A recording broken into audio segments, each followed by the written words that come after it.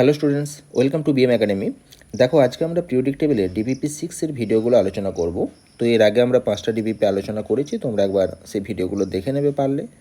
আচ্ছা, তো এখানে সবথেকে প্রথমেই যে প্রশ্নটা রয়েছে যে আইসো electronic ion Na+, Mg2+, F- এবং O2- ক্রমবর্ধমান আয়নীয় ব্যাসার্ধ অনুযায়ী সাজালে তাদের অর্ডারটা কী হবে। তো এক্ষেত্রে আমরা খুব ভালো করেই জানি যে নেগেটিভ চার্জ যত বেশি হয় তত ব্যাসার্ধ বা আয়নিক রেডিয়াস কি হয়, বেশি হয়। আর পজিটিভ চার্জ যত বেশি হয় তত আয়নীয় ব্যাসার্ধ কি হয়, কম হয়। এটা আমরা আগের ভিডিওগুলোতেও দেখেছি। আচ্ছা, তাহলে এখানে সবথেকে বেশি নেগেটিভ চার্জ কার ক্ষেত্রে আছে? O2- ক্ষেত্রে। তার থেকে কম F-, তার থেকে কম Na+, তার থেকে কম Mg2+। তাই আমার একের বিয়ের অ্যান্সারটা হবে। আচ্ছা, পরের প্রশ্নে চলে আসছি যে নিচের কোনটি অ্যাক্টিনয়েডস নয়। তো আমরা খুব ভালো করেই জানি যে অ্যাক্টিনয়েডস মৌল মানে হচ্ছে থোরিয়াম থেকে লরেন্সিয়াম, দ্যাট মিনস 90 থেকে 103। আর যেটা আমাদের ল্যান্থানয়েডস মৌল, ঠিক আছে, ল্যান্থানয়েডস মৌলগুলো হচ্ছে সিরিয়াম থেকে লুটেসিয়াম, মানে হচ্ছে 58 থেকে 71। তাহলে এখানে দেখো পারমাণবিক সংখ্যা বা প্রোটন সংখ্যাগুলো দেওয়া রয়েছে। এই 98, 96, 92 এরা অ্যাক্টিনয়েডস। আর এই যে 65 রয়েছে আমাদের টারবিয়াম, এটা হচ্ছে আমাদের অ্যাক্টিনয়েড মৌল নয়, এটা ল্যান্থানয়েডস মৌল। কোনো পরমাণুর বহিস্থ কক্ষের ইলেকট্রন সময়ের উপর একটি নির্দিষ্ট অন্তর্বর্তী কক্ষের অন্তর্গত আবরণী প্রভাব মানে হচ্ছে স্ক্রিনিং এফেক্ট, মানে গার্ড করার ক্ষমতা, স্ক্রিনিং এফেক্ট, বা এটাকে বলা হয়ে থাকে শিল্ডিং এফেক্ট। এর অর্ডার আমরা খুব ভালো করেই জানি যে P, D>F। আরেকটা প্রশ্ন আছে এই সংক্রান্ত, penetration effect, PENETRATION, penetration effect, বা যেটাকে বাংলাতে বলা হয়ে থাকে ভেদন ক্ষমতা। এটার অর্ডার আমাদের সেম হবে SPDF। বেশ, তাহলে এই এফেক্টটা আর স্ক্রিনিং এফেক্টের এই এফেক্টটা আমরা যে অর্ডারগুলো সেটা আমরা খেয়াল রাখবো। নেক্সট হচ্ছে সোডিয়াম, ম্যাগনেসিয়াম, অ্যালুমিনিয়াম এবং সিলিকন। এরা দেখো একই পর্যায়ের অন্তর্ভুক্ত। আমরা খুব ভালো করেই জানি এরা প্রত্যেকেই 3 নম্বর পর্যায়ে আছে। তো সোডিয়াম, তারপরে আছে ম্যাগনেসিয়াম, তারপরে আছে অ্যালুমিনিয়াম, তারপরে আছে সিলিকন। তাহলে আমার আয়নাইজেশন এনার্জিটা এরকম হওয়া উচিত ছিল, কিন্তু আমাদের দেখা যায় এরকম অর্ডারটা অ্যাকচুয়াল হয় না। যেটা অ্যাকচুয়াল অর্ডার হয়, সোডিয়ামের পরে আমাদের অ্যালুমিনিয়াম চলে আসে, তারপরে ম্যাগনেসিয়াম হয়, তারপরে সিলিকন হয়। ম্যাগনেসিয়ামের আয়নাইজেশন এনার্জিটা একটু বেড়ে যায় অ্যালুমিনিয়াম অপেক্ষা। তার কারণ হচ্ছে due to full field configuration,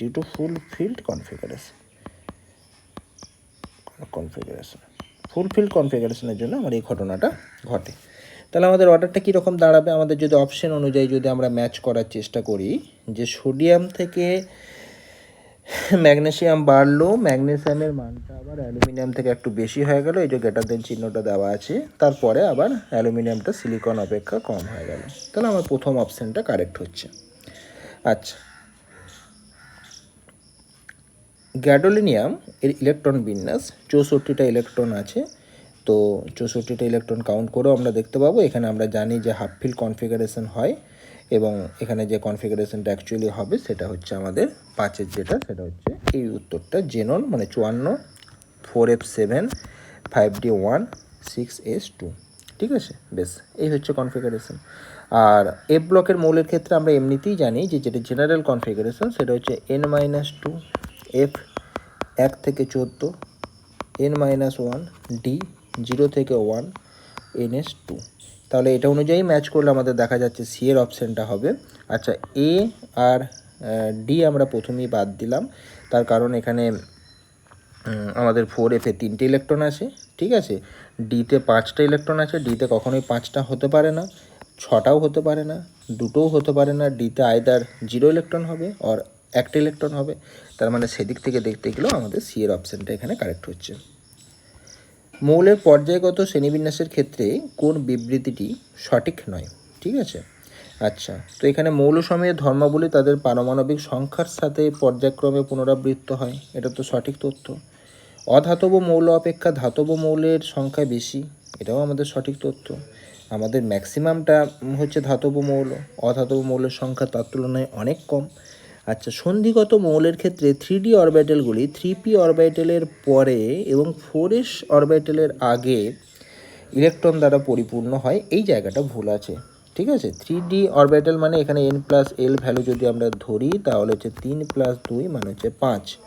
3pর ক্ষেত্রে n প্লাস এল এর ভ্যালুটা 3 প্লাস 1 মানে হচ্ছে 4, আর 4s এর ক্ষেত্রে n প্লাস এল এর ভ্যালুটা হচ্ছে 3 প্লাস 1 সমান 4 প্লাস 0 মানে হচ্ছে 4। 4 প্লাস 0 মানে হচ্ছে কত? 4। তার মানে আমাদের 3p এবং 3dর মধ্যে সবথেকে আগে ইলেকট্রন প্রবেশ করবে তাহলে 3pতে, তারপরে হচ্ছে 3dতে। এখানটা ঠিক আছে, 3d আগে আমাদের কিন্তু এখানে 4s অরবিটালে প্রবেশ করে যাবে, তাহলে 3d অরবিটালগুলো 3pর আগে প্রবেশ করবে, এই পোর্শনটা আমাদের ঠিক আছে। কিন্তু 3d এবং 4s এর মধ্যে আগে 4sে প্রবেশ করবে, কারণ এর n প্লাস এল এর মানটা কম, তারপরে 3dতে প্রবেশ করবে। তাহলে এই যে স্টেটমেন্টটা বলা আছে যে 3d অরবিটালগুলি 3pর পরে এবং 4s এর আগে, এই জায়গাটা ভুল আছে। ঠিক আছে, তার মানে 3d অরবিটালগুলো 3pর পরেও প্রবেশ করবে এবং 4s এর পরেও প্রবেশ করবে। ঠিক আছে, 4s এর আগে কিন্তু প্রবেশ করবে না, আগে 4s তারপর 3d। আচ্ছা,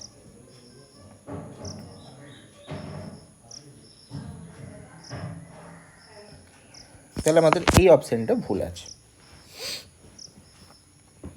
আচ্ছা, দ্বিতীয়টা লাস্টের অপশানটা হচ্ছে মৌলসমূহের প্রথম আয়নাইজেশন শক্তি সাধারণত পরমাণু ক্রমাঙ্ক বৃদ্ধির সাথে সাথে পর্যায়ক্রমে পুনরাবৃত্তি হয়, এটাও ঠিক তথ্য। তাহলে সি এর অপশানটাই একমাত্র হচ্ছে ভুল, যেখানে আমাদের বলা রয়েছে যে 3d অরবিটালগুলো 4s এর আগে ঢুকবে, সেটা আমাদের ভুল, আগে 4s ঢুকবে তারপর 3d ঢুকবে।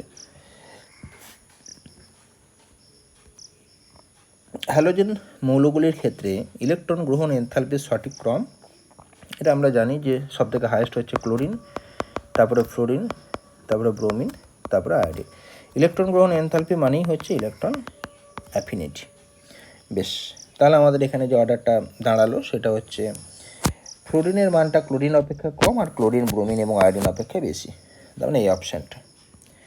দীর্ঘ পর্যায় সারণীতে পর্যায় সংখ্যা কোনটির সাথে সমান হয়? ঠিক আছে, তো আমরা এটা জানি যে প্রথমটা যেটা বলেছে যে চৌম্বক কোয়ান্টাম সংখ্যা, চৌম্বক কোয়ান্টাম সংখ্যার সাথে পর্যায় সংখ্যার কোনো রকম সম্পর্ক নেই, আচ্ছা, বা সমানও হয় না। পারমাণবিক সংখ্যার সাথে পর্যায় সংখ্যা সমান হয় সেটাও নয়। সর্বোচ্চ মুখ্য কোয়ান্টাম সংখ্যা যেটা আমার n এর মান, সেটার সাথে আমাদের পর্যায় সংখ্যাটা সমান হয়। ঠিক আছে, অর্থাৎ সর্বোচ্চ মুখ্য কোয়ান্টাম সংখ্যা দ্বারা আমরা বহিস্থ কক্ষপথটাকে বুঝতে পারি, সেই অনুযায়ী আমরা পর্যায়ের সংখ্যাটাকে নির্ণয় করি। ঠিক আছে, যে সকল মৌলের ক্ষেত্রে 4f অরবিটালে ক্রমান্বয়ে ইলেকট্রনের পূর্তি ঘটে, 4fে যখন একটা একটা করে যখন ইলেকট্রন প্রবেশ করে তখন সেগুলোকে আমরা ল্যান্থানয়েড মৌল বলি। একই প্রশ্ন যদি আমাদের 5f দিয়ে আসতো তাহলে আমরা অ্যাক্টিনয়েডস বলতাম। আচ্ছা, এদের সঠিক অর্ডারটা জানতে চেয়েছি, ব্যাসার্ধের অর্ডারটা, তো এক্ষেত্রে খুব সহজেই আমরা 10-এর ডি এর অ্যান্সারটা করতে পারবো, কারণ এখানে নেগেটিভ চার্জ আছে, আকারটা বেশি হবে, পজিটিভ চার্জ আছে, আকারটা সবচেয়ে কম হবে। আচ্ছা, নেক্সট যে প্রশ্নটা, যে ও থেকে যখন ও মাইনাস হচ্ছে তখন ইলেকট্রন অ্যাফিনিটি বা হাইড্রেশন এনথালপির আমাদের যে মানটা, সেই মানটা হচ্ছে আমাদের এখানে নেগেটিভ, বাট যখন সেকেন্ড ইলেকট্রন গ্রহণ হচ্ছে তখন আমার ইলেকট্রন অ্যাফিনিটির মানটা হয়ে যাচ্ছে আমাদের পজিটিভ। অর্থাৎ প্রথম কার্ডটা হচ্ছে আমাদের এক্সোথার্মিক, বাট পরেরটা হচ্ছে আমাদের এন্ডোথার্মিক। ঠিক আছে, প্রথম কার্ডটা তাপমোচী, পরেরটা তাপশোষী। তো কী কারণে এই ঘটনাটা ঘটে, তো যে ভ্যালুটা এখানে হবে আমাদের, মানে যে অ্যান্সারটা এখানে যে চারটে অপশান আমাদের দেওয়া রয়েছে, তো এক্ষেত্রে দেখো O2 মাইনাস আয়ন গঠনের ফলে ইলেকট্রন বিকর্ষণের মানটা কী হয়ে যাবে, বেড়ে যাবে। ঠিক আছে, আচ্ছা, সেইটা O2 মাইনাস হওয়ার ফলে যে নোবেল গ্যাসের কনফিগারেশন পাচ্ছে তার জন্য কিছুটা স্টেবিলিটি পাচ্ছে, সেই স্টেবিলিটির মানের থেকে এর আনস্টেবিলিটিটা বা এর বিকর্ষণটা এতটাই বেড়ে যায় যে এক্ষেত্রে আমার ইলেকট্রন অ্যাফিনিটির মানটা পজিটিভ হয়ে যায়। আরেকটা জিনিস সবসময় খেয়াল রাখবে যে ইলেকট্রন অ্যাফিনিটির ক্ষেত্রে আমাদের প্রথম ভ্যালুটা অর্থাৎ EA1 এর ভ্যালুটা আমার নেগেটিভ হতে পারে, ম্যাক্সিমাম ক্ষেত্রে নেগেটিভই হয়, কিছু এক্সেপশনাল কেস ছাড়া, যেমন বেরিলিয়াম, ম্যাগনেসিয়াম, নাইট্রোজেন আর নোবেল গ্যাসগুলো ছাড়া। তো যাদের ক্ষেত্রে E1টা নেগেটিভ হচ্ছে, আমি পজিটিভগুলোর কথা বাদই দিচ্ছি, তাদের ক্ষেত্রে E2 কিন্তু অলওয়েজ পজিটিভ হবে, বা E3 E4 এগুলো কিন্তু অলওয়েজ পজিটিভ হবে। আর যাদের প্রথম E1টাই পজিটিভ, তাহলে তাদের বাকিগুলো তো পজিটিভ হবেই। আচ্ছা, পরের প্রশ্নটাতে দেওয়া আছে ইলেকট্রন গ্রহণ প্রবণতার সঠিক ক্রম, তার মানে ওই জাস্ট ইলেকট্রন অ্যাফিনিটির ক্রমটা এখানে আমাদের জানতে চেয়েছে। আচ্ছা, তো প্রথম কার কথাটা বলছে, নিয়নের কথা বলেছে এখানে। আচ্ছা, এখানে আমাদের কার কথা বলেছে, অক্সিজেনের কথা বলেছে। সিটাতে আমাদের বলেছে সোডিয়ামের কথা, লাস্টেরটাতে আমাদের বলেছে ফ্লোরিনের কথা। তো এদের মধ্যে ইলেকট্রন অ্যাফিনিটি যদি আমরা দেখতে চাই, তাহলে সব থেকে বেশি ইলেকট্রন অ্যাফিনিটি কার হবে, ডি এর হবে। ডি এর ইলেকট্রন অ্যাফিনিটি সব থেকে বেশি ফ্লোরিন, তারপরে বি এর হবে মানে অক্সিজেন। আচ্ছা, তারপরে হবে সি এর মানে সোডিয়ামের পরে হবে নিয়ন। তাহলে ডি বি সি এ, তার মানে আমার প্রথম অপশানটা এখানে অ্যান্সার হিসাবে এলো। আচ্ছা, নেক্সট চলে আসছে আমরা পরের প্রশ্নটাতে। দেখো এখানে দেওয়া রয়েছে নিচের ঘটনাগুলির মধ্যে কোনগুলি ল্যান্থানয়েড সংকোচন। ঠিক আছে, তো পরপর আমরা এবার পড়ব যেগুলো দেওয়া রয়েছে। পঞ্চম এবং ষষ্ঠ পর্যায়ের সন্ধিগত মৌলগুলির পারমাণবিক এবং আয়নীয় ব্যাসার্ধের মান প্রায় সমান। আচ্ছা, ঠিকই আছে, ল্যান্থানয়েড সংকোচন এর ফলেই আমাদের এই ঘটনাটা ঘটে। গোল্ডের রাসায়নিক সক্রিয়তা খুবই কম, এটাও হচ্ছে একই কারণ, ইনার্ট ফেয়ার এফেক্টের জন্য আমাদের এই ঘটনাটা ঘটে। ঠিক আছে, এরা পার্টিসিপেট করতে চায় না কোনো রকম কেমিক্যাল রিঅ্যাকশানে। ইরিডিয়ামের ঘনত্ব মৌলগুলির মধ্যে সবচেয়ে বেশি, এটাও ঠিক আছে। জার্কোনিয়াম এবং হফনিয়াম এদেরকে প্রকৃতিতে একই সঙ্গে পাওয়া যায় এবং এদের পরস্পর পৃথক করা অসুবিধাজনক, কারণ এদের ব্যাসার্ধটা প্রায় সমান হয়ে যায়, ফলে প্রপার্টিসগুলো দেখা যায় প্রায় সমান। তাহলে আমাদের সবকটাই তথ্য ঠিক আছে, একের এর অ্যান্সারটা। নেক্সট হচ্ছে এ বি সি এর মধ্যে এ এর ভর দেওয়া আছে 7, বি এর ভর দেওয়া আছে 23, সি এর ভরটা কত? তো আমরা ডোবেরিনিয়ারের তৃতীয় সূত্র থেকে দেখেছি যে প্রথম এবং তৃতীয় মৌলের ভরটাকে যদি আমরা এভারেজ করি, তাহলে আমাদের দ্বিতীয় মৌলের পারমাণবিক ভরটা বের হয়। তাহলে আমাদের এখানে সি এর ভরটা কত হবে? 39। মেন্ডেলিভ তার পর্যায় সারণীতে মৌলগুলিকে ক্রমবর্ধমান পারমাণবিক ভর অনুযায়ী সাজানো নীতি অনুসরণ করেছিলেন। নিচের কোনটির ক্ষেত্রে এই নীতি লঙ্ঘিত হয়নি, অর্থাৎ ঠিকঠাক ছিল, কোনো রকম ভুল হয়নি, সেটা হচ্ছে এই জায়গাটাতে। কারণ সোডিয়ামের ভর হচ্ছে 23 আর ম্যাগনেসিয়ামের ভর 24, এখানে কোনো রকম প্রবলেম হয়নি। বাকিগুলোর ক্ষেত্রে প্রবলেম হয়েছিল, ভরগুলো কম বেশি হয়ে গিয়েছিল। এবিসিডি মৌলগুলির পারমাণবিক ক্রমাঙ্ক 2, 3, 7, 10, 36 হলে কোন মৌলগুলি একই গ্রুপে অবস্থিত? তো পরমাণু ক্রমাঙ্ক মানে পরমাণুর সংখ্যা মানে ইলেকট্রন সংখ্যা, তাহলে এখানে আমরা একটা পাচ্ছি 10 আর একটা পাচ্ছি 36, এরা দুজনাই হচ্ছে একই শ্রেণীতে অবস্থিত। আর 2, এই মৌলগুলোর নাম যদি আমরা লিখি, এটা হচ্ছে হিলিয়াম, এটা হচ্ছে নিয়ন। ঠিক আছে, আচ্ছা, আর এটা হচ্ছে আমাদের ক্রিপ্টন। তাহলে হিলিয়াম, নিয়ন এবং ক্রিপ্টন এরা একই মৌলতে অবস্থিত, এরা প্রত্যেকেই গ্রুপ 18 অবস্থিত, গ্রুপ 18তে এরা অবস্থিত। তাহলে আমাদের অ্যান্সারটা হবে এ, ডি এবং ই, মানে সি এর অপশানটা।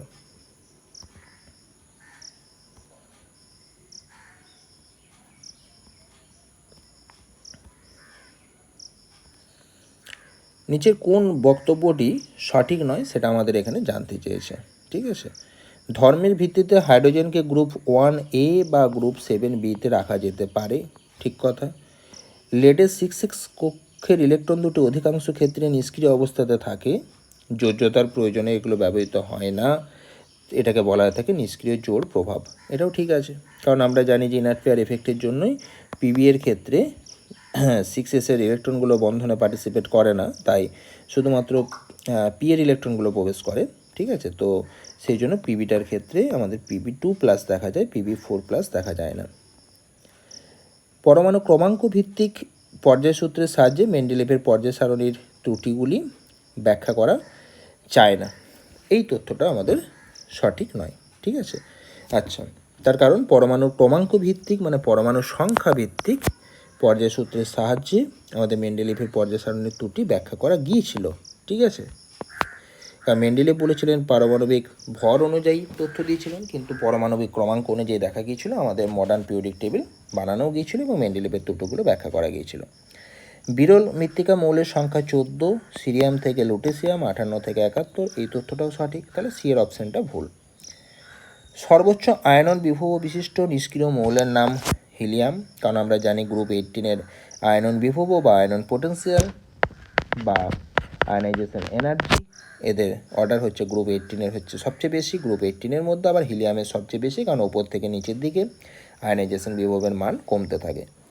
সবচেয়ে বেশি তড়িৎ ধনাত্মক মৌলটির ইলেকট্রনিক বিন্যাস, তো আমরা জানি সবচেয়ে বেশি তড়িৎ ধনাত্মক যেটা তার তড়িৎ ঋণাত্মকতা সবচেয়ে কম হবে, সেই মৌলটার নাম হচ্ছে সিজিয়াম।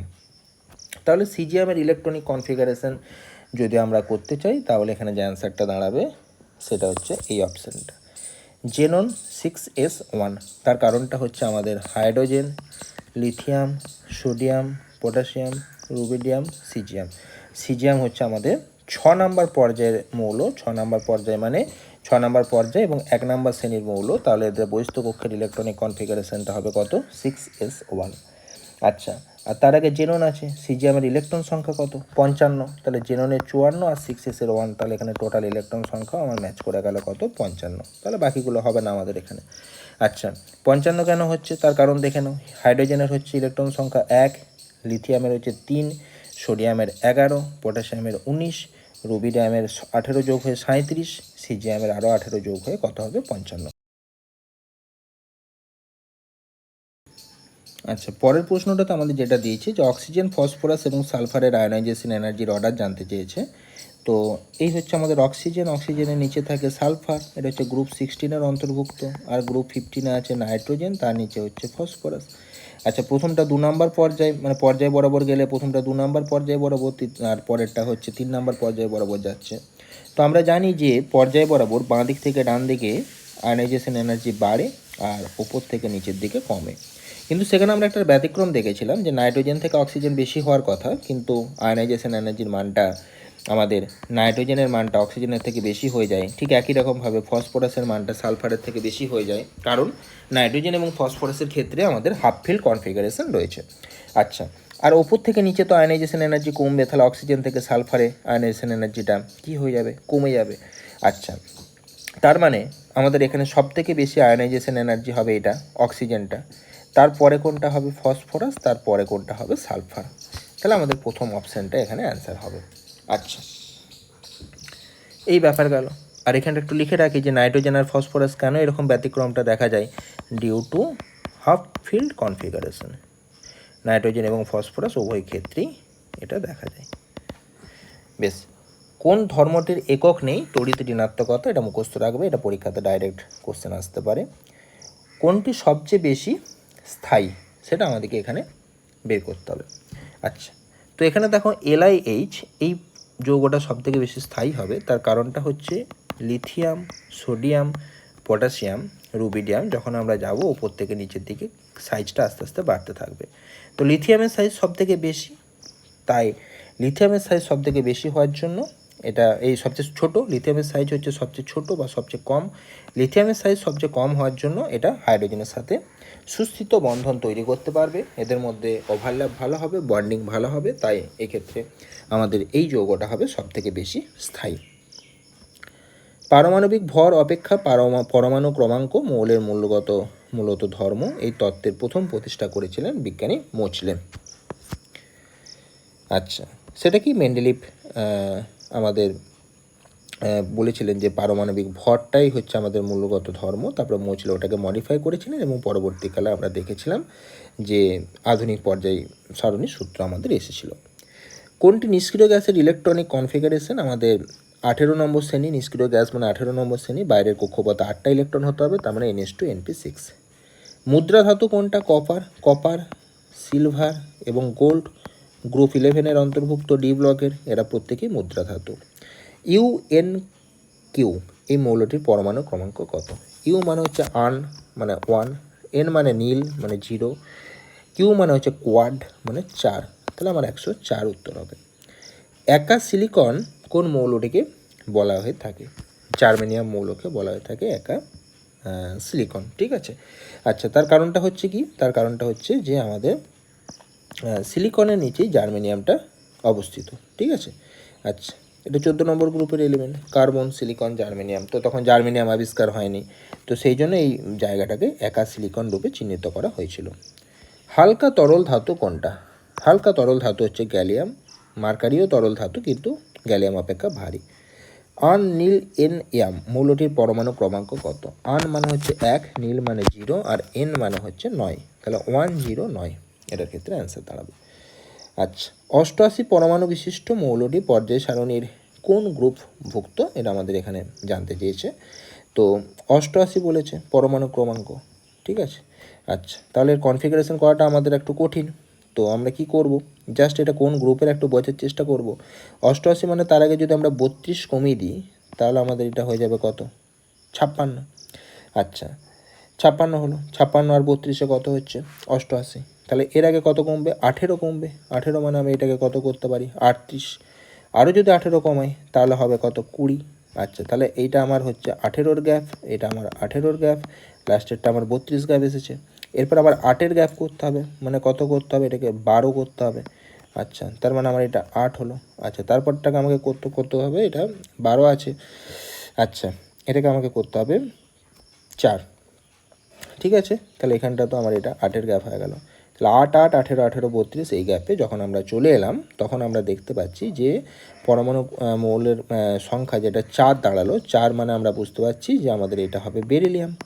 তারপরটা হচ্ছে তাহলে ম্যাগনেসিয়াম, 20 হচ্ছে ক্যালসিয়াম, তারপরটা হচ্ছে স্ট্রনসিয়াম, তারপরটা হচ্ছে বেরিয়াম, তারপরটা হচ্ছে রেডিয়াম। রেডিয়ামের তাহলে 88 দাঁড়ালো আর কি। তাহলে এরা প্রত্যেকেই আমরা এবার বুঝে গেছি যে এরা হচ্ছে কত নম্বর গ্রুপের অন্তর্ভুক্ত? 2 নম্বর গ্রুপের অন্তর্ভুক্ত। এইভাবে আমরা অ্যান্সারটাকে বের করতে পারি। না হলে আমাদেরকে কী করতে হবে? আমাদেরকে এর নিকটবর্তী নিষ্ক্রিয় গ্যাসটার কথা ভাবতে হবে। নিকটবর্তী নিষ্ক্রিয় গ্যাসের ক্ষেত্রে আমাদের তো এগুলো মুখস্থ আছে, যে helium, neon, argon, krypton, xenon, radon. হিলিয়ামের কত? 2, নিয়নের কত? 4, 10, নিয়নের 10, আর্গনের 18, ক্রিপ্টনের 36, জেননের 54, রেডনের হচ্ছে 86। তাহলে রেডনের যদি 86 হয়, তাহলে এখানে 88 আছে। তাহলে রেডনের সাথে আমাদের আরও 2 ইলেকট্রন যোগ হবে। 2 ইলেকট্রন যোগ হওয়া মানেই আমাদের এখানে যেটা এলিমেন্টটা দাঁড়াবে সেটা হয়ে যাবে আমাদের গ্রুপ 2 এর এলিমেন্ট। ঠিক আছে, আচ্ছা তাহলে এইভাবে আমরা করতে পারি যে এটা হয়ে যাবে তখন আমাদের গ্রুপ 2 এর এলিমেন্ট। রেড অন করে আমরা এটা 7s2 করতে পারি। তার কারণটা কি? তার কারণটা হচ্ছে আমাদের helium, neon, argon, krypton, xenon, radon. Radon হচ্ছে আমাদের 6 নাম্বার পর্যায়, এবং তারপরে আমাদের রেডিয়ামটা হচ্ছে আমাদের 7 নাম্বার পর্যায়ের অন্তর্ভুক্ত। কারণ বেরিলিয়ামটা হচ্ছে আমাদের 2 নাম্বার পর্যায়ে আছে, ম্যাগনেসিয়ামটা 3 নাম্বার পর্যায়ে, ক্যালসিয়ামটা হচ্ছে আমাদের 4 নাম্বার পর্যায়ের অন্তর্ভুক্ত। আচ্ছা তাহলে স্ট্রনসিয়াম, বেরিয়াম, রেডিয়ামটা 7 নাম্বার পর্যায়ের অন্তর্ভুক্ত, এবং এর কনফিগারেশন হবে রেডন 7s2। তাহলে যে কোনো একটা উপায়ে আমরা অ্যান্সারটাকে দাঁড় করাতে পারি।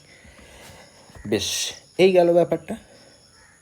পরেরটাই আমরা চলে আসছি নিচের কোন মৌলসমূহের পর্যাবৃত্তি প্রকাশ করে না সেটা।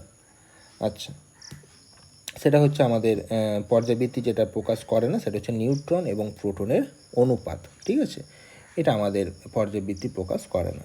ঠিক আছে, এই ভ্যালুটা, এটা দেখে কিছু বোঝা যায় না কোনো ধর্মের মান। নিচের কোন মৌলটির ইলেকট্রন আসক্তির মান 0? নিয়ন। নিয়নের কোনো রকম ইলেকট্রন আসক্তি দেখা যায় না। তোমরা বলবে জেনারেলি তো আমরা ইলেকট্রন আসক্তির মান নিয়নের ক্ষেত্রে পজিটিভ দেখি, তো পজিটিভ ভ্যালুগুলোই হচ্ছে আমাদের সবথেকে কম ভ্যালু। পজিটিভ ভ্যালু মানেই আমরা বুঝে নেবো যে তার কোনো অ্যাকচুয়ালি ইলেকট্রনের প্রতি আসক্তি নেই, তাই এখানে সেই রেসপেক্টে ইলেকট্রন আসক্তির মান 0 ধরা হয়েছে। আচ্ছা এদের সঠিক ক্রম, এই কোশ্চেনটা তো বারবার আলোচনা হয়েছে আমাদের। এখানে সঠিক ক্রম যেটা হবে বিআর মাইনাস, তারপরে বিআর, তারপরে বিআর প্লাস। হ্যালোজেনের ক্ষেত্রে ইলেকট্রন আসক্তি, এই কোশ্চেনটা আমাদের বারবার আলোচনা হয়েছে, ক্লোরিন, ফ্লোরিন, ব্রোমিন, আয়োডিন। ব্যাসার্ধের সঠিক ক্রম, এটাও আমাদের বারবার আলোচনা হয়েছে, যে N3 মাইনাস, তারপরে O2 মাইনাস, তারপরে M মাইনাস। কোনটির ইলেকট্রন আসক্তি সবচেয়ে বেশি?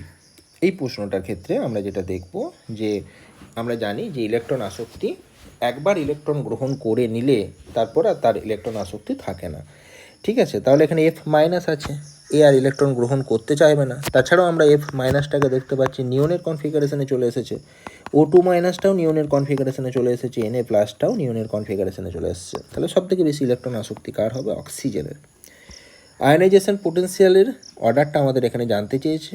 তো আমরা একবার যদি পরপর মৌলগুলোকে দেখি, ফসফরাস, সালফার, ক্লোরিন আর আর্গন। তো আমাদের আর্গনের তো হাইয়েস্ট হবে, সেটা আমরা জানি। ফসফরাস আর সালফারের মধ্যে সালফারের পরে ফসফরাস হবে, তারপরে ক্লোরিন হবে, তারপরে আর্গন হবে। ফসফরাসটা এইভাবে কেন বেড়ে গেল? Due to half fill configuration. ঠিক আছে, যেমন ঠিক আগের পর্যায়টাতে নাইট্রোজেনের ক্ষেত্রে বেড়ে গিয়েছিল অক্সিজেনের তুলনায় হাফ ফিল কনফিগারেশনের জন্য। আরেকটা জায়গায় চেঞ্জ হয় আমরা জানি, ওই বেরিলিয়াম আর বোরনের জায়গাটাতে ফুল ফিল কনফিগারেশনের জন্য বেরিলিয়ামে। তাহলে আমাদের এখানে SpCl এয়ার, তার মানে আমাদের 25-এর যেটা অ্যান্সার দাঁড়াবে বিয়েরটা। কোন আয়নটির ব্যাসার্ধ সর্বাধিক? ঠিক আছে, ব্যাসার্ধ সর্বাধিক মানে আমরা জানি যে এদের ক্ষেত্রে যখন ভ্যালুটাকে যখন আমরা বের করব, ঠিক আছে, তখন আমাদের যত বেশি নেগেটিভ চার্জ হবে তত ব্যাসার্ধ বেশি হবে। আচ্ছা, তাহলে এখানে আমাদের ফ্লোরিনের ক্ষেত্রেও আমাদের এখানে 10টা ইলেকট্রন, O2 মাইনাসের ক্ষেত্রেও 10টা ইলেকট্রন, বোরনের ক্ষেত্রে তো মাত্র 2টো ইলেকট্রন, লিথিয়াম প্লাসের ক্ষেত্রেও আমাদের মাত্র 2টো ইলেকট্রন। তাহলে আমাদের বি আর ডি প্রথমেই বাদ দিয়ে দিলাম, এ আর সি এর মধ্যে অ্যান্সার হবে এবং এটা হায়েস্ট হবে, কারণ এখানে মাইনাস চার্জটা বেশি আছে। সোডিয়ামের প্রথম আয়নীভবন বিভবের মান 5.1 ইলেকট্রন ভোল্ট। Na প্লাসের ইলেকট্রন আসক্তি আমাদের নেগেটিভ ভ্যালু হয়ে যাবে এবং -5.1 হবে, একই ভ্যালু থাকবে। নিচের কোনটির আয়নীভবন বিভব সর্বোচ্চ? ঠিক আছে, কার ক্ষেত্রে আয়নীভবন বিভবের মানটা হচ্ছে সর্বোচ্চ সেটা আমাদেরকে বের করতে হবে। আচ্ছা, তো এখানে আমরা দেখতে পাচ্ছি নিয়ন আছে, অ্যালুমিনিয়াম প্লাস আছে। ঠিক আছে, নিয়নের 10টা ইলেকট্রন, অ্যালুমিনিয়াম প্লাস মানে হচ্ছে আমাদের কটা ইলেকট্রন? 12টা ইলেকট্রন। এখানে ম্যাগনেসিয়াম প্লাস 11টা ইলেকট্রন, লিথিয়াম প্লাস মানে আমাদের 2টো ইলেকট্রন। তার মানে লিথিয়াম প্লাসটা আমাদের কার কনফিগারেশন এসেছে? হিলিয়ামের কনফিগারেশন এসেছে। আচ্ছা, তো লিথিয়াম প্লাসের ক্ষেত্রে আমাদের আয়নীভবন বিভবের মানটা সবচেয়ে বেশি হবে। তার কারণটা হচ্ছে এটা অলরেডি হিলিয়ামের কনফিগারেশন এসে গেছে, আর আয়নীভবন বিভবও হিলিয়াম এবং নিয়নের মধ্যে আমরা জানি যে হিলিয়াম গ্রেটার দেন নিয়ন। তাহলে এখানে আমাদের অ্যান্সার করতে হবে কোনটা? 28-এর ডি এর অ্যান্সারটা। যদি ওটা না থাকতো তাহলে আমরা এর অ্যান্সারটা করতাম।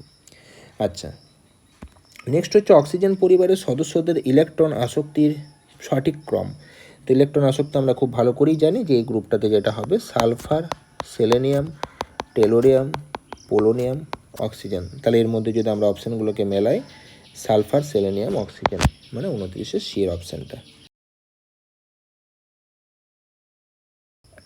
আচ্ছা, পরের যে প্রশ্নটা রয়েছে যে 14 নম্বর শ্রেণীর মৌলগুলোর মধ্যে হাইড্রাইড যৌগে ভর হিসাবে 0.125 অংশ হাইড্রোজেন আছে। তাহলে হাইড্রাইডের সংকেতটা কত হবে আমাদের জানতে চেয়েছে। তো জাস্ট এটা আমরা প্রথম অপশানটা থেকে শুরু করব, যে আমাদের যে কার্বনের ভর হচ্ছে তো 12, আর হাইড্রোজেনের জন্য 4, তার মানে হচ্ছে কত? 16। তাহলে হাইড্রোজেনের ভর 4 আর টোটাল ভরটা হচ্ছে 16। তাহলে এখানে আমাদের কত অংশ হচ্ছে? 4-এর 16 মানে 1-এর 4 অংশ। 1-এর 4 অংশ মানে হচ্ছে 0. কত হচ্ছে? 0.25। তাহলে এটা মিলছে না, আমাদের এই অংশের সাথে মিলছে না। পরেরটা দেখি সিলিকনের ভর হচ্ছে 28 আর 4 কত হচ্ছে? তাহলে 32। তাহলে এটা আমাদের যে অনুপাতটা হবে হাইড্রোজেন বাই টোটালটা 4-এর 32 মানে 1-এর 8। এটাকে যদি আমরা রেশিও করি 0.125 চলে আসছে। তাহলে আমাদের এখানে বি এর অ্যান্সারটা হবে, সিডি করার দরকার নেই। নিচের কোনটি আকার বৃদ্ধির সঠিক ক্রম আমাদের কোনটা হবে সেটা আমাদের এখানে জানতে চেয়েছে আর কি। আচ্ছা, তাহলে এখানে আমরা জানি যে Na প্লাস মানে হচ্ছে আমাদের, তো এখানে 10টা ইলেকট্রন, এরও 10টা ইলেকট্রন, অ্যালুমিনিয়াম আছে এবং ম্যাগনেসিয়াম আছে। ঠিক আছে, অ্যালুমিনিয়াম এবং ম্যাগনেসিয়াম আমাদের 13টা ইলেকট্রন এবং এটা 12টা ইলেকট্রন। বেশ, তো এই হচ্ছে ব্যাপার। তো এইগুলোর মধ্যে যদি আমরা একটু জাস্ট কম্পেয়ার করার চেষ্টা করি, তো আমরা জানি যে ম্যাগনেসিয়াম এর পাশে থাকছে আমাদের অ্যালুমিনিয়াম, আর যেটা আমাদের নিয়নের কথা যেটা বলছি মানে আমাদের Na প্লাস বা F মাইনাস যাই বলি না কেন, আইসো ইলেকট্রনিক আয়ন, এদের 10টা ইলেকট্রন থাকছে। তার মানে এটা হচ্ছে আমাদের ম্যাগনেসিয়াম, অ্যালুমিনিয়ামটা হচ্ছে আমাদের 3 নাম্বার পর্যায়ের অন্তর্ভুক্ত। আচ্ছা, আর 2 নাম্বার পর্যায়ে সবার শেষ কালটাতে আমাদের থাকছে কোনটা?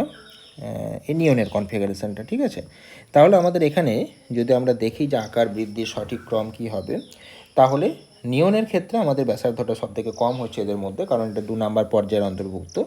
এবার নিয়নের মধ্যে আমাদের তো নিয়ন দেওয়া নেই, Na প্লাস আর F মাইনাস দেওয়া আছে। তো এদের মধ্যে আমরা জানি যে F মাইনাসেরটা তো অবশ্যই বড় হবে, কারণ মাইনাস চার্জ বেশি থাকলে ব্যাসার্ধ বেশি হয়। তাহলে এই জায়গাটা ক্লিয়ার হয়ে গেল। নেক্সট হচ্ছে ম্যাগনেসিয়াম আর অ্যালুমিনিয়ামের মধ্যে আবার বাঁ দিক থেকে ডান দিকে যত যাওয়া যায় ব্যাসার্ধ কমতে থাকে। আচ্ছা, তাহলে অ্যালুমিনিয়ামটা কম হবে, ম্যাগনেসিয়ামটা বেশি হবে। তাহলে আমাদের এই পার্টটা হয়ে যাবে এরকম। তাহলে আমাদের সি এর অ্যান্সারটা। কোন হ্যালোজেনটি একটি অক্সি অ্যাসিড তৈরি করে যেখানে হ্যালোজেন পরমাণুটি একটি ত্রিধনাত্মক মানে +3 জারণ স্তরে থাকে? এটা আমাদের এখানে প্রশ্নটা দিয়েছে, ঠিক আছে। +3 জারণ স্তরে থাকে। তো আমরা ইন্টার হ্যালোজেন বেশ কিছু মৌল পড়েছি, ঠিক আছে, যেমন হচ্ছে ClF3। তো এটার ক্ষেত্রে দেখা যায় 3টে ফ্লোরিন -3, ক্লোরিনটা হচ্ছে +3। তাহলে আমাদের এই অ্যান্সারটা হবে। বেশ, হাইড্রোজেন যে শ্রেণীর মৌলগুলির ধর্মের সাথে সাদৃশ্য দেখা যায় সেই শ্রেণীগুলি কী কী? হাইড্রোজেন যাদের সাথে দেখা যায় 1-এর সাথে আর 17-র সাথে, খুব ভালো করেই জানি আমরা এটা। আচ্ছা, যে জন্য হাইড্রোজেনকে দুষ্ট মৌল বলা হয়। নেক্সট হচ্ছে যে কোনো শ্রেণী বরাবর সবচেয়ে নিচের মৌলটির কী হবে? ধাতব গুণ বেশি, আয়নভাব বিভব কম, ব্যাসার্ধ বেশি, সব কটাই ঠিকঠাক আছে। কোন মৌলগুলি ধর্মটি এটি পর্যায়গত ধর্ম নয়, তেজস্ক্রিয়তা, এটা আমরা ক্লাস 10 লেভেল থেকে পড়ে আসছি। আচ্ছা, বেরিলিয়াম, বোরন, নাইট্রোজেন আর অক্সিজেন, এটাও আমরা খুব ভালো করে জানি যে আমার বোরনের থেকে বেরিলিয়ামটা বেড়ে যায় আর অক্সিজেনের থেকে নাইট্রোজেনটা বেড়ে যায়। তাহলে আমার কোন অপশানটা দাঁড়াচ্ছে? ডি এর অপশানটা, 36-এর ডি। আচ্ছা, নেক্সট হচ্ছে প্রথম আয়নীভবন এনথালপি এর সঠিক ক্রমটা কী হবে? একই রকমভাবে হবে, একই রকম হবে, অর্থাৎ অ্যালুমিনিয়াম, তারপরে হয়ে যাবে ম্যাগনেসিয়াম, আচ্ছা সালফার, তারপরে ফসফরাস। যেমন গ্রুপ পর্যায়ে 2-এ গেল তেমনি পর্যায়ে 3-এও আমাদের একই অর্ডার হবে। তাহলে 37-এর সি এর অ্যান্সারটা হবে। চলে আসছে আমরা 38-এর প্রশ্নটাতে। ABCD 4টে মৌলের ইলেকট্রনিক কনফিগারেশন দিয়ে দেওয়া আছে। এবারে এদের মধ্যেকার অর্ডারটা কেমন হবে সেটা আমাদের এখানে জানতে চেয়েছে। আচ্ছা, তো সব থেকে ব্যাপার যেটা আমরা দেখতে পাচ্ছি যে এইটা হচ্ছে আমার গ্রুপ 13-এর এলিমেন্ট। আচ্ছা, এটা হচ্ছে আমার গ্রুপ 2-এর এলিমেন্ট, আর এটা হচ্ছে আমার গ্রুপ 15-এর এলিমেন্ট, এটা হচ্ছে আমার গ্রুপ 16-এর এলিমেন্ট, ঠিক আছে। আচ্ছা, সবাই 3 নম্বর পর্যায়ে বিলং করছে, ঠিক আছে। আচ্ছা, তার মানে আমরা বলতে পারি এই মৌলগুলোর নাম যদি আমরা একটু লেখার চেষ্টা করি তাহলে আমার এটা হচ্ছে ম্যাগনেসিয়াম, এটা অ্যালুমিনিয়াম, এটা ফসফরাস, আর এটা হচ্ছে আমার সালফার। এই হলো ব্যাপার। তো আমরা খুব ভালো করেই জানি যে যেহেতু ফুলফিল্ড আছে তাহলে আমাদের তো জেনারেলি বাঁ দিক থেকে ডান দিকে বাড়া উচিত, ঠিক কথাই, আয়নভবনের বিভব, কিন্তু আমাদের এখানে অ্যালুমিনিয়াম অপেক্ষা মানে বি অপেক্ষা এ এর মানটা বেশি হয়ে যাবে। তার কারণটা হচ্ছে ডিউ টু ফুলফিল কনফিগারেশন। আচ্ছা, তারপরে আছে আমাদের ফসফরাস আর সালফার। এখানেও আমাদের কি হবে? সালফার অপেক্ষা আমাদের ফসফরাসের মানটা বেশি হয়ে যাবে due to half fill configuration. তাহলে আমাদের বি অপেক্ষা এটা বেশি হয়ে যাচ্ছে ডিউ টু ফুলফিল কনফিগারেশন, আর ডি অপেক্ষা সিটা বেশি হয়ে যাচ্ছে আমাদের হাফ ফিল কনফিগারেশন। তাহলে এটার ক্ষেত্রে মানে আমাদের এই পার্টিকুলার ম্যাগনেসিয়ামটার ক্ষেত্রে আমার এখানে ফুলফিল কনফিগারেশন দেখা যাচ্ছে, ঠিক আছে। আর সিটার ক্ষেত্রে মানে আমাদের যেটা ফসফরাস দাঁড়াচ্ছে এখানে আমাদের হাফ ফিল কনফিগারেশন দেখাচ্ছে। তাহলে আমাদের অর্ডারটা হচ্ছে BADC, তাহলে বি এর অপশানটা 38-এর বি। প্রথম আয়নীভবন বিভবের অর্ডার জানতে চেয়েছে আমাদের এখানে কী কী মৌলগুলো দেওয়া রয়েছে আমরা একবার দেখে নেব। ক্যালসিয়াম, এটা গ্রুপ 2-এর মধ্যে আছে ক্যালসিয়াম, একটু নিচের দিকে আছে বেরিয়াম। আচ্ছা, ক্যালসিয়ামের আগেটাতে ক্যালসিয়ামের আগের গ্রুপে হচ্ছে আমাদের ডান দিকটা করে ওপরটাতে আছে সালফার। তাহলে ক্যালসিয়ামের পর্যায়ই হয়ে যাচ্ছে আমাদের সেলেনিয়ামটা হয়ে যাচ্ছে, আর সালফারের ডান দিকে থাকছে আমাদের আর্গন। বেশ, এই হচ্ছে আমাদের ব্যাপার। আচ্ছা, তাহলে আমাদের এখানে এটা একটা পর্যায়, এটা একটা পর্যায়, মাঝখানে একটা পর্যায়ে গ্যাপ আছে, তারপর আমাদের এই পর্যায়টা বেরিয়ামটা নিচের দিকে আছে। তো আয়নীভবন বিভব সব থেকে কম হবে বেরিয়ামের, এটা আমরা বুঝে গেছি। সব থেকে বেশি হবে আর্গনের, এটাও আমরা বুঝে গেছি। বাঁ দিকে বেরিয়াম থাকবে, ডান দিকে আর্গন থাকবে, তাহলে সহজেই আমরা এই অ্যান্সারটাকে দাগ করতে পারবো। এবার আমরা এখান থেকে দেখে নিতে পারি যে কীভাবে কী জিনিসটা হচ্ছে। দেখো, বেরিয়াম থেকে ক্যালসিয়ামটা বেশি হবে, কারণ একদম বাঁ দিকে ওপর থেকে নিচে তো আয়নীভবন এনথালপির মানটা কমে, তাহলে বেরিয়াম থেকে ক্যালসিয়ামটা একটু বেশি হলো, ঠিক আছে। আচ্ছা, এবার ক্যালসিয়াম থেকে সেলেনিয়াম বেশি হবে, যেহেতু বাঁ দিক থেকে ডান দিকে আবার আয়নীভবন বিভবের মানটা বাড়তে থাকে। তাহলে আবার সেলেনিয়ামের থেকে সালফার বেশি হবে, কারণ এটা সেলেনিয়ামের উপরে আছে সালফার, আর সালফার থেকে আবার ডান দিকে চলে যাচ্ছে আর্গনটা বেশি হবে। বেশ, হয়ে গেল। শুধুমাত্র আমাদেরকে জাস্ট একটু ইমাজিন করে নিতে হবে কোনভাবে কীভাবে কী জিনিসগুলো রয়েছে, একটু জাস্ট সাজানো শিখতে হবে। তার জন্য তোমাদেরকে পুরো পিরিয়ডিক টেবিলটা মুখস্থ রাখতে হবে, না মুখস্থ রাখলে কিন্তু করতে পারবে না। বিশেষ করে আমাদের পি ব্লকটা পুরোটা এবং এদিকে এস ব্লকটা আমাদেরকে মনে রাখতেই হবে। তারপরে আস্তে আস্তে তো ডি ব্লক এ ব্লক মনে রাখতেই হবে পুরো, যখন এইচএসের সিলেবাসের উপর ভিত্তি করে তোমরা পরীক্ষাতে বসবে। সর্বোচ্চ আয়নন বিভব কার? হিলিয়ামের, এটা আমাদের মুখস্থ।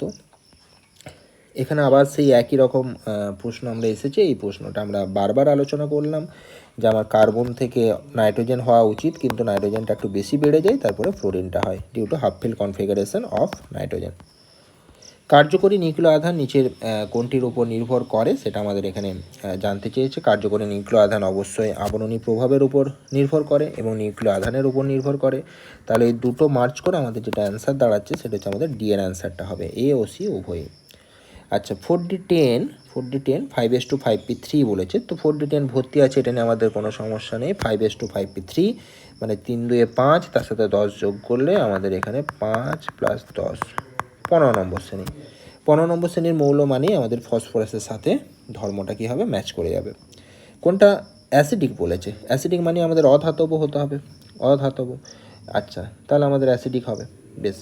তো Al2O3 তো আমাদের এটা উভধর্মী, এটা আমরা জানি Al2O3 উভধর্মী। আচ্ছা বাকিগুলো আমাদের মোটামুটি আম্লিক প্রকৃতির হবে। তো এদের মধ্যে আমাদের সবথেকে বেশি যেটা আম্লিক হবে সেটা হচ্ছে সালফার ঘটিত মৌলের ক্ষেত্রে। আচ্ছা এবার যদি আমরা এই দুটোর মধ্যে কম্পেয়ার করি, সালফারটা তো অক্সিডেশন স্টেট +4 আর এখানে +6, আমরা জানি যে যত বেশি অক্সিডেশন স্টেট তত বেশি অ্যাসিডিটি, কারণ অক্সিডেশন স্টেট বেশি হলে তার মধ্যে ইলেকট্রন ঘাটতি সবচেয়ে বেশি হবে, ফলে ইলেকট্রন নেওয়ার প্রবণতা তার সবচেয়ে বেশি হবে। আর আমরা জানি অ্যাসিডিটি মানেই হচ্ছে ইলেকট্রন গ্রহণ করার প্রবণতা, অর্থাৎ ইলেকট্রন গ্রহণ করার টেন্ডেন্সি যার যত বেশি থাকবে তার অ্যাসিডিটি কত হবে, তত বেশি হবে। আচ্ছা এখানেও আমাদের P4টার ক্ষেত্রে ফসফরাসটা +5 অক্সিডেশন স্টেট হচ্ছে, তাহলে সবথেকে বেশি অক্সিডেশন স্টেট আমাদের সালফারের +6 আসছে, এটাই আমার সবথেকে বেশি অ্যাসিডিক হবে। ঠিক আছে, তাছাড়াও এটা হচ্ছে গ্রুপ 16-এর এলিমেন্ট। আমরা বাঁ দিক থেকে ডান দিকে যত আমরা যাই আমরা জানি যে অ্যাসিডিটি ক্রমশ কী হতে থাকে, আস্তে আস্তে আস্তে আস্তে বাড়তে থাকে। ঠিক আছে, তাহলে আমাদের সালফারের ক্ষেত্রে প্রথমত অ্যাসিডিটি বেশি হবে এবং সালফারের দুটো কম্পাউন্ডের ক্ষেত্রে আমাদের SO3টা হাইস্ট হবে। পি ব্লক ভুক্ত কোন মৌলের সর্বশেষ ইলেকট্রনটি এস অরবিটালে প্রবেশ করে? পি ব্লকের অন্তর্ভুক্ত বা এস অরবিটালে প্রবেশ করে একমাত্র এক্সাম্পল হিলিয়াম। এটা বারবার আমাদের কনফিউজড হয়ে যায় আমরা, কারণ হিলিয়ামের ক্ষেত্রে দুটো ইলেকট্রনের কনফিগারেশন 1:2, এটা দেখে মনে হবে 2 নম্বর গ্রুপের অন্তর্ভুক্ত, বাট এটা আমাদের নিষ্ক্রিয় গ্যাস হয়, এটাকে আমাদের 18 নম্বর গ্রুপে স্থান দেওয়া হয়েছে, অর্থাৎ এটা কিন্তু আমাদের পি ব্লকভুক্ত।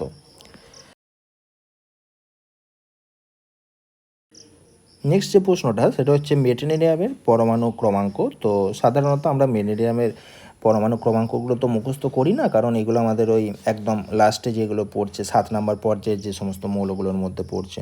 তো এখানে এই কয়েকটা মৌলের নাম তোমরা খেয়াল রাখবে, যে রাদারফোর্ডিয়াম, ড্যাফনিয়াম, সিবর্গিয়াম, বোরিয়াম, ঠিক আছে, এবং হেসনিয়াম, এবং অবশেষে আমাদের এটা থাকছে মেটেনেরিয়াম। তো এই কটা মোটামুটি যদি আমরা খেয়াল রাখি, আমাদের রাদারফোর্ডিয়ামটা হচ্ছে 104, ডাফনিয়ামটা হচ্ছে 105, সিবর্গিয়ামটা হচ্ছে 106, বোরিয়ামটা হচ্ছে 107, হেসনিয়ামটা হচ্ছে 108 এবং মেটেনেরিয়ামটা হচ্ছে আমাদের 109। ঠিক আছে, 7 নম্বর পর্যায়ে এগুলো হচ্ছে আমাদের ওই অ্যাক্টিনয়েডস যে সমস্ত মৌলগুলো রয়েছে, অ্যাক্টিনয়েডস মৌলগুলোর পরে আমাদের এই মৌলগুলো থাকে। ঠিক আছে, তাহলে এই কটা নাম আমরা যদি খেয়াল রাখি তাহলে এখান থেকে আমরা খুব সহজেই বুঝতে পারছি যে আমাদের এখানে যেটা অ্যান্সার দাঁড়াবে সেটা হচ্ছে ডি এর অপশানটা, অর্থাৎ 109। বেশ, তারপরের প্রশ্নে আমরা চলে আসছি যে ল্যান্থানয়েড সংকোচনের কারণ কী কী।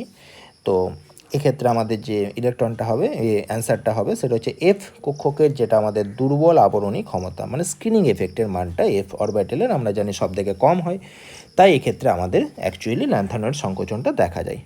ঠিক আছে, তাহলে এখানে আমাদের 46-এর ক্ষেত্রে ডি এর অ্যান্সারটা করলাম, আর 47-এর ক্ষেত্রে বি এর অ্যান্সারটা, কারণ এফ অরবিটালে এখানে ইলেকট্রনগুলো প্রবেশ করে 4f কক্ষে, তো তার স্ক্রিনিং এফেক্টের মান কম হওয়ার জন্য আমাদের এই ঘটনাটা ঘটে। নেক্সট প্রশ্নটা তো একদমই সহজ, এটা বারবার আলোচনা হলো, এটা আমাদের ডাইরেক্ট অ্যান্সার করে দিচ্ছে আর ব্যাখ্যা করছি না। আচ্ছা, কারণ মাইনাস চার্জটা বেশি হলে বেশি হবে আর প্লাস চার্জ বেশি হলে ব্যাসার্ধ কম হবে। M3+ আয়নের ইলেকট্রন বিন্যাস দেওয়া রয়েছে, মৌলটি কোন ব্লকভুক্ত? ঠিক আছে, এটা খুব সহজেই আনসারটা আমরা করতে পারবো। দেখো এখানে M3+ বলেছে, যদি আমাদের শুধু এম এর কথা ভাবি তাহলে আমাদের এখানে পিতে আরও 3টে ইলেকট্রন বেড়ে যাবে। তাহলে ঠিক আছে, কোনো অসুবিধা নেই। আর্গন 3d10 4s2 4p6, ঠিক আছে। আচ্ছা, তার মানে আমাদের যেটা দাঁড়ালো যে আমাদের 4s2 4p6 মানে 6 আর 2 কটা হলো 8টা ইলেকট্রন। এটা পি ব্লকের অন্তর্ভুক্ত, তার সাথে 10 যোগ করলে এটা গ্রুপ 18 এর মৌল। তো আমার এখানে ব্লক চেয়েছে, পি ব্লক করে দিলাম। যদি কোন গ্রুপ চাইতো তাহলে আমরা গ্রুপ 18 করতাম। আর এমনিতেও দেখো আর্গনের 18 আর এখানে 10 2 আর 6 মানে 18 18 18 36। আচ্ছা, তার মানে যে মৌলটার নাম বলছে সেই মৌলটার নাম হয়ে যেত আমাদের ক্রিপ্টন, কারণ ক্রিপ্টনের আমরা জানি যে 36টা ইলেকট্রন। আচ্ছা বেশ, তারপরে 112 আন আন 2 হলে কি হবে বাই, তারপরে ইয়াম, তাহলে এটা নাম হয়ে যাবে আন আন বাই ইয়াম, ঠিক আছে। এখানে একটাই আই বসলো, দুটো আই তো বসলো না, তাহলে বাই ইয়াম। আচ্ছা, তাহলে ইউবি, তাহলে 50-এর ক্ষেত্রে আমাদের যে অ্যান্সারটা দাঁড়ালো প্রথম কার্ডটা। আচ্ছা ঠিক আছে, আজকের ভিডিওটা এতটাই। পরের ভিডিওতে আমরা ওই DPP7